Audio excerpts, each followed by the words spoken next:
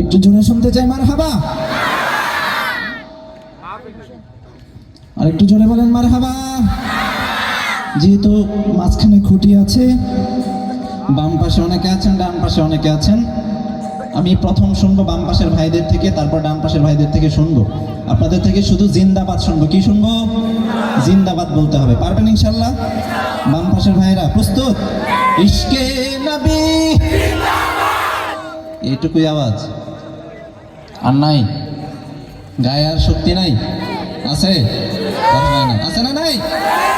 আচ্ছা, ডান পাশের ভাইয়েরা আপনারা একটা মারহাবা দেন তো ওনাদেরকে। দেখছেন মারহাবার আওয়াজ? হ্যাঁ, বুঝতে পারছেন এবার কি হবে সামনে? আচ্ছা, আরেকবার সুযোগ। প্রস্তুত? বলেন ইশকে নবী। মাশাআল্লাহ, আগের থেকে আওয়াজ বেড়েছে, তাই না? এবার আপনাদের থেকে শুনবো। প্রস্তুত?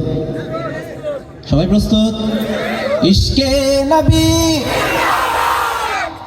মাশাআল্লাহ, মারহাবা। এই ভাইদের জন্য সবার থেকে জোরে শুনবো মারহাবা।